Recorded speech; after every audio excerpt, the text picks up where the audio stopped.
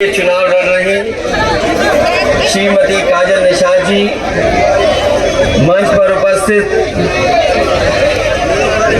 विनय तिवारी जी,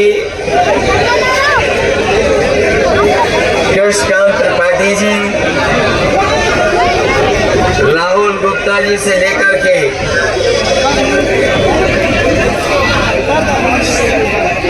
मंच पर उपस्थित पार्षद प्रत्याशी श्यामपाल जी, यहाँ पर बड़ी संख्या में जो हमारे समाजवादी नेता हैं, जो मैं जिन्हें देख पा रहा हूँ, बड़ी संख्या में सभी समाजवादी पार्टी के नेता, कार्यकर्ता और साथी। ये मौसम जरूर बदला है और बदलता हुआ मौसम आगाज दे रहा है कि इस बार गोरखपुर की जनता ने भी बदलाव का मन बनाया है।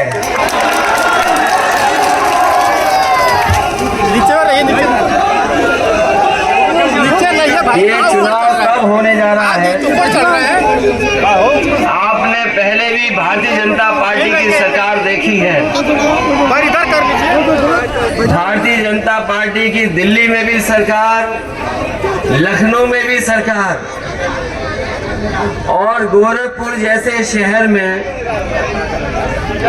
सड़क पर गाड़ी बरसात में नहीं चलती है।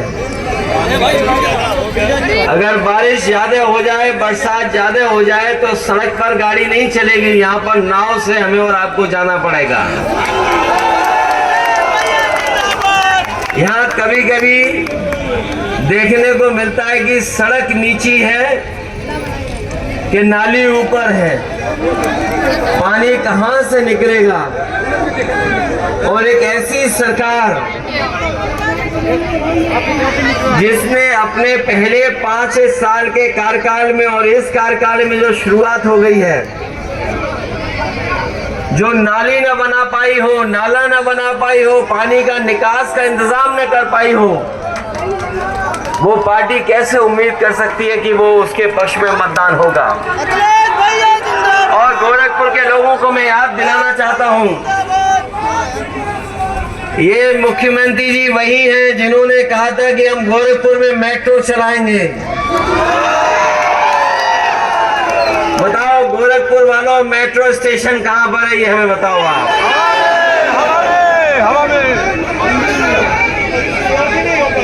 ये मेट्रो स्टेशन है कहीं के नहीं है? ये मुख्यमंत्री भी गोरख धंधा करते हैं लगता है। और ये बात मैं इसलिए कह रहा हूं, ये कागज पे मेट्रो बना रहे हैं। शहर के लिए सबसे बड़ी सुविधा, आम लोगों के लिए साफ सुथरी, सुरक्षित अगर कोई पब्लिक ट्रांसपोर्ट होता है तो वो मेट्रो होती है। और हमें खुशी है इस बात की समाजवादियों को कि आज तक जो भी मेट्रो चल रही है बड़े बड़े शहरों में, वो समाजवादियों की देन है। चाहे वो लखनऊ हो, कानपुर हो, आगरा हो, नोएडा हो।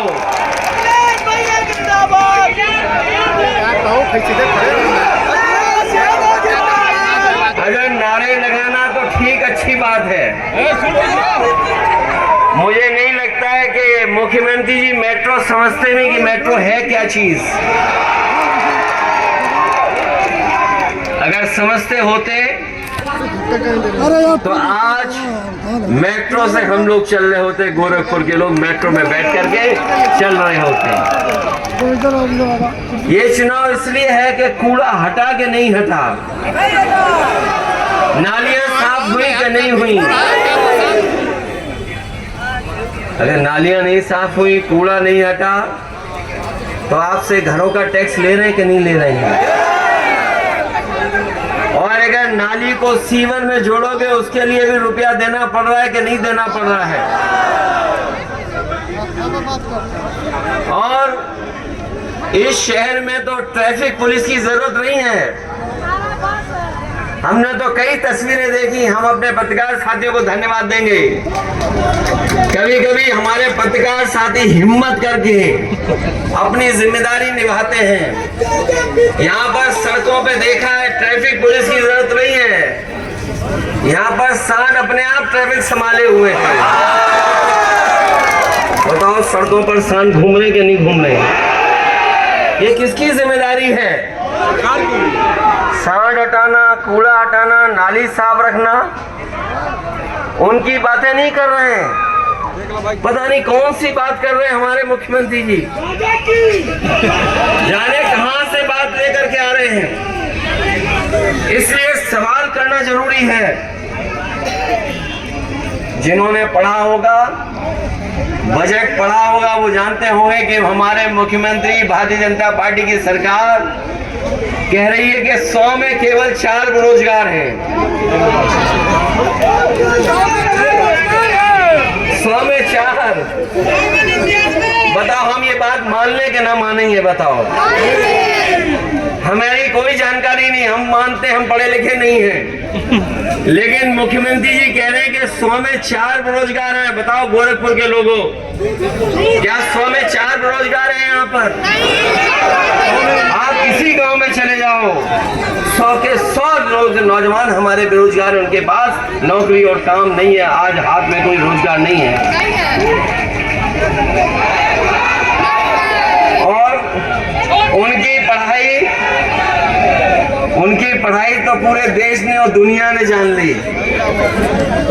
लोकसभा में कहा कि 46 में 56। अरे मुख्यमंत्री जी कौन सी पढ़ाई पढ़े हो आप?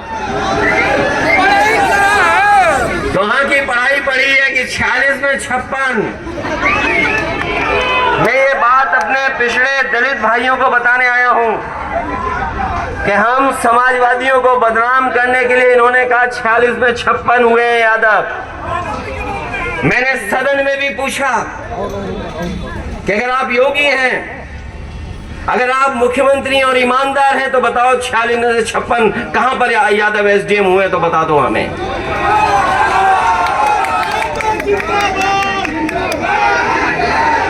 कोई मानेगा कि 46 में 56? अरे गोरखपुर वालों, कौन सी गिनती सिखा दी है इनको आपने? या फिर हो सकता है बाहर से सीख करके आए हों। 46 में 56 कौन मांगेगा? कौन मानेगा बात को? और फिर बिजली का बिल कितना देना पड़ रहा है आपको? बताइए। बिजली का बिल बहुत ज्यादा देना पड़ रहा है, 10 रुपया नहीं। आज घरों का मीटर तेज चल रहा है, बहुत तेज चल रहा था जी। और जब से ये सरकार आई है जो मीटर लगाए हैं वो और तेज चल रहे हैं। जो नए मीटर हैं वो ज्यादा तेज चल रहे हैं। चलिए हट जाए। कितना बिजली का बिल देना पड़ रहा है आपको? 10 रुपया नहीं, 10 रुपया नहीं देना। इन्होंने बिजली नहीं बनाई। अगर कहीं एक भी यूनिट बिजली बनाई हो तो हमें बताएं। और बिजली बनाना तो दूर, जो बिजली कारखाने का नाम है वो आज तक मुख्यमंत्री जी नहीं कह पाए। अगर उन्होंने कभी ये कहा हो कि उन्होंने बिजली का कारखाना लगाया, हमने तो नहीं सुना। गोरखपुर वालों आप बताओ, कभी सुना हो तो बता दो। कभी नहीं सुना था जी। और हमने कई मौकों पर कहा कम से कम ये तो कह दो 3x660 super critical thermal plant. अगर कभी बोला हो तो बताओ। तो सोचो कैसे मुख्यमंत्री हैं और कह रहे हैं कि उत्तर प्रदेश तरक्की कर रहा है, खुशहाल हो गया है तरक्की से। नहीं हुआ है, वो बड़े वाले किए हैं।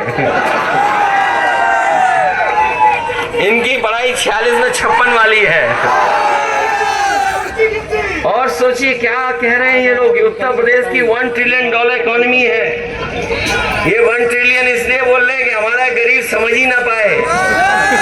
बताओ हमारे गरीब कब समझ पाएंगे कि 1 ट्रिलियन क्या है?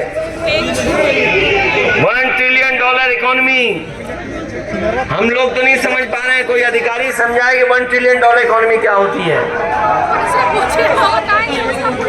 $1 ट्रिलियन इकोनॉमी वो इसलिए बोल रहे हैं कि कोई समझ ना पाए।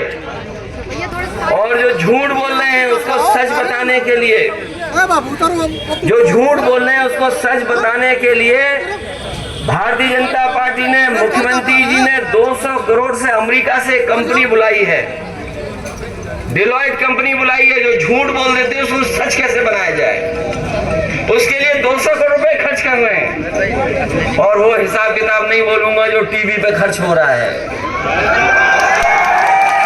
अपना जो झूठ बोल दिया वो सच कैसे हो, जनता में कैसे सच बताया जाए, उसके लिए 200 करोड़ और टीवी के लिए 2000 करोड़। और ये बात मैं इसलिए बोल के जा रहा हूं, ये जमाना गूगल का है। अगर कोई बात मन से कही गई है तो आप मोबाइल पे टाइप कर करके देख लो, तो आपको जानकारी हो जाएगी कि 200 करोड़ अमेरिका की कंपनी को दिया गया है कि नहीं दिया गया है। टीवी को चलाने के लिए 2000 करोड़ रुपए दिया जा रहा है कि नहीं दिया जा रहा है। दिया जा रहा है। केवल बात यहीं तक नहीं है, वैसे तो बहुत अपराध घटनाएं न जाने क्या क्या कह रहे हैं, लेकिन मैं कह सकता हूं भारतीय जनता पार्टी और खासकर इन मुख्यमंत्री के कार्यकाल में इतनी लूट, इतनी भ्रष्टाचार और इतने बलात्कार कभी नहीं हुए होंगे जितने इनकी सरकार में हो रहे हैं। आज भी अखबारों में घटना है, आज भी अखबारों में छपी है घटना, और कोई दिन ऐसा नहीं है कि गोरखपुर की घटना न छपती हो। और हम तो अपनी पार्टी के संगठन के लोगों से कहेंगे कि ये लोग जो ज्यादा बोलते हैं कानून व्यवस्था पर, गोरखपुर की अलग से किताब छापी जाए कि पिछले 5 साल में कितनी घटना हुई है, कितनी हत्या हुई है, कितनी बेटियों के साथ छेड़खानी हुई है, कितनी महिलाओं के साथ बलात्कार हुआ है। और जो लोग अखबार ध्यान से पढ़ रहे होंगे वो आजकल खबर पढ़ रहे होंगे कि यहीं पर एक कारखाना लगा था, कभी नेताजी के समय पर एक कारखाना लगा था, उस पर छापा पड़ा है। छापा दिल्ली वालों ने मारा है, दिल्ली की एजेंसी वालों ने। जो दिल्ली की एजेंसी है वो यूपी में छापा मार रही है, और यूपी की जो एजेंसी है वो दिल्ली में छापा मार रही है। ये बात जानते हो कि नहीं जानते हो आप लोग? बताओ पत्रकार साथियों, आपकी जानकारी में है कि नहीं है? प्रधानमंत्री के आवास के पास उनके वाईफाई को इस्तेमाल करने वाले पर छापा पड़ा है। जो प्रधानमंत्री आवास के पास आपको दिख रहा है, आपका कोई रहता है, बड़ा दमदार आदमी है, कोई रहता है, उस पर एसटीएफ ने छापा मारा। ये बात हमें समझ में नहीं आ रही है कि बताओ एसटीएफ यूपी की दिल्ली में छापा मार रही है और दिल्ली की इनकम टैक्स गोरखपुर में छापा मार रही है। कहीं ऐसा तो नहीं ये डबल इंजन आपस में टकरा रहे हो, एक दूसरे को टक्कर मार रहे हो? और ये बात मैं इसलिए कह रहा हूं, जब अखबार पढ़ो ध्यान से पढ़ना।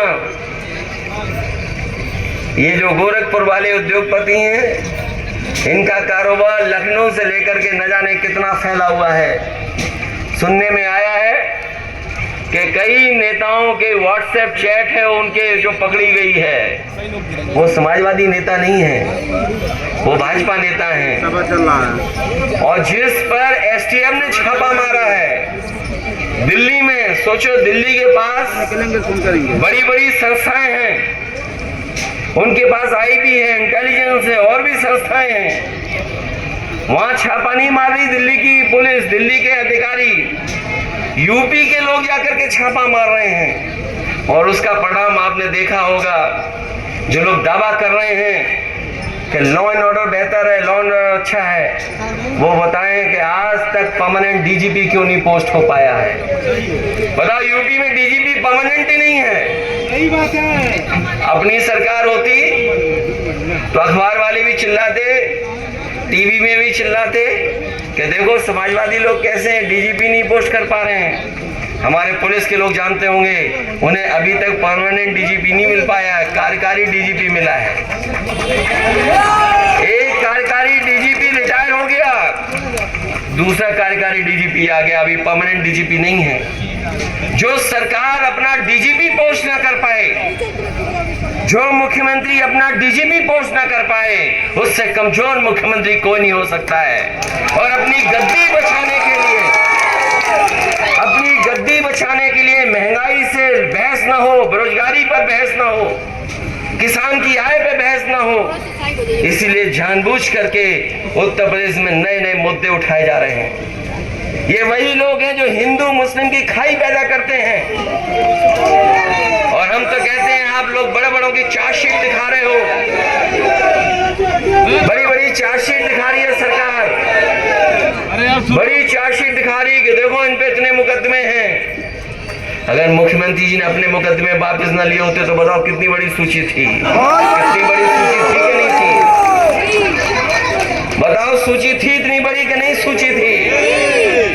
तो गोरखपुर का सबसे बड़ा कौन होता नंबर 1 पर, जिसमें सबसे ज्यादा मुकदमे होते, अगर मुकदमे वापस न लिए होते तो।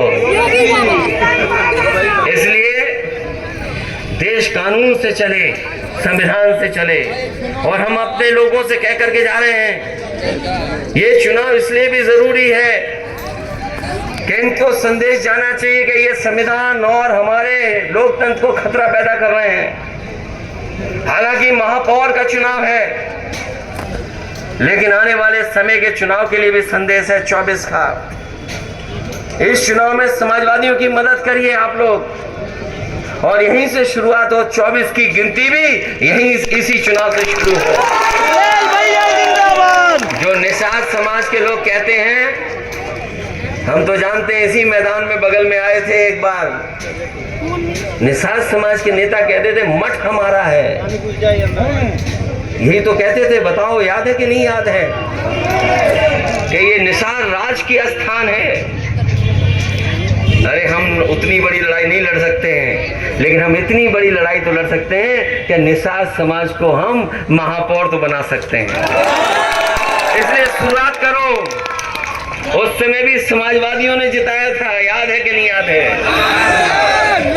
और जो लोग हम लोगों पर आरोप लगाते हैं, जरा इतिहास पलट करके देखो। लोकसभा अगर किसी ने अपमानित किया कृष्णों को, दलितों को, अगड़ों को, तो वो भारतीय जनता पार्टी के लोग हैं। जब हम कहते हैं कि जाति जनगणना हो, तो इन्हें साफ सूझ जाता है कि जाति जनगणना क्या चीज है। हम कहते हैं कि जाति जनगणना होनी चाहिए। अगर ये आरोप हम लोगों पे लगाते हैं कि हम लोगों ने सबसे ज्यादा मलाई ले ली है, तो हम ये कहते हैं कि मलाई हम नहीं लेना चाहते हैं। सबकी गिनती हो जाए कौन कितना है, उस हिसाब से मलाई बढ़ जाए। जो ज्यादा हो, आबादी में निषाद समाज ज्यादा है, तो क्यों नहीं समाज की मेयर बन पा रही है? इसलिए जहां हम जग रहे हैं, जगाने आए हैं, वहीं आपकी भी जिम्मेदारी बनती है। हमारे मुख्यमंत्री जी आगरा लखनऊ एक्सप्रेसवे की बड़ी चिंता करते थे कि वहां पर भ्रष्टाचार हुआ है। बोलते थे आगरा लखनऊ एक्सप्रेसवे में बहुत भ्रष्टाचार हुआ है। अरे गोरखपुर वालों, बताओ, आपके लिए लिंक एक्सप्रेसवे बना था, जुड़ गया कि नहीं जुड़ा? अभी तक नहीं जुड़ा। अगर जुड़ा होता तो हवाई जहाज से नहीं, हम सड़क से ही आपके बीच में आ जाते, इतने ही समय में आ जाते। और जो लिंक एक्सप्रेस से जुड़ रहा है, बताओ कब जुड़ना था, आज भी नहीं जोड़ पाए। और आप गणित, आप लोग हिसाब किताब लगाना, हमारे मुख्यमंत्री तो 46 में 56 जानते हैं, लेकिन हम आपको बता के जा रहे हैं ये 90 किलोमीटर की सड़क लगभग 5,000 करोड़ रुपए बन रही है। बताओ 90 किलोमीटर सड़क 5,000 करोड़ में, बताओ कहाँ का हिसाब किताब लगा रही हैं लोग। 56 वाला। अगर ये बात गलत है तो पत्रकार साथियों छापना, आप लोग पत्रकार साथियों छापिए आप कि बताओ 90 किलोमीटर की सड़क 5,000 करोड़ में, ये कौन सा हिसाब किताब चल रहा है? अरे कम से कम नहीं, एक पे एक फ्री चल रहा है बाजार में आजकल। तो अगर मॉल में जाओ आप तो कई बार ऐसा मिलता है कि एक सामान लो 2 फ्री मिल जाएंगे आपको। कहीं ऐसा हिसाब किताब तो नहीं है? सोचिए 90 किलोमीटर 5,000 करोड़ में। इसीलिए हम कह रहे हैं ये दिल्ली लखनऊ वालों के इंजन आपस में टकरा रहे हैं। दिल्ली वाले छापा यहाँ मार रहे हैं, यहाँ वाले छापा वहाँ मार रहे हैं। ऐसे इस चुनाव में मदद करिए, क्योंकि बेरोजगारी से लेकर के महंगाई और इन सरकार में बैठे लोगों ने पूरा उत्तर प्रदेश चौपट कर दिया है। आज उत्तर प्रदेश के विकास नहीं हो रहा जिस दिशा में जिस तरीके से विकास होना चाहिए था। ये जो सड़क दिखाई दे रही है 4 लेन, बताओ समाजवादियों की देन है कि नहीं है? ये एम्स को जमीन दी समाजवादियों ने कि नहीं दी? ये गोरखपुर में कमाल के हमारे मुख्यमंत्री हैं, इन्हें ऊंचाई से डर लगता है। हमारे मुख्यमंत्री ऊंचाई से डर लगता है इनको। एक पुलिस हेडक्वार्टर लखनऊ में बनवाया, उसकी छत पे हेलीकॉप्टर है, उतार सकते हैं, कभी नहीं उतर पाए वहां पर। और सुना है यहाँ की जो बिल्डिंग समाजवादियों ने बनाई थी ज्यादा फ्लोर की थी, उन्हें ऊंचाई से डर लगा, 4 फ्लोर हटा दिए। बताओ कैसा हिसाब किताब लगा रहे हैं। और जो इलाज, जो दवाई, जो सुविधा मिलनी चाहिए अस्पताल में नहीं मिल पा रही है। और एम्स में भी जो सुविधा मिलनी चाहिए थी, जो बजट मिलना चाहिए था, वो नहीं मिल पा रहा है। इसलिए हम आपसे सहयोग और मदद मांगने आए हैं कि इस चुनाव में सरकार के खिलाफ आप मतदान कर देना। इन्होंने शहरों को कूड़ा बना दिया। इनके जहाँ जहाँ मेयर रहे हैं उन्होंने नालियों में उफनता हुआ आप कचरा गंदगी देख सकते हो। थोड़ा सा पानी बरस जाए तो यहाँ मेट्रो नहीं नाव चलेगी, ऐसी हालत पैदा की है। इसलिए गोरखपुर से संदेश जाए और हमारी पार्टी की प्रत्याशी काजल निषाद को एक एक वोट दे करके साइकिल चुनाव चिन्ह पर मदद करने का काम करना। और हमारे श्रीवास्तव भाई यहाँ जाइए, साथ ही साथ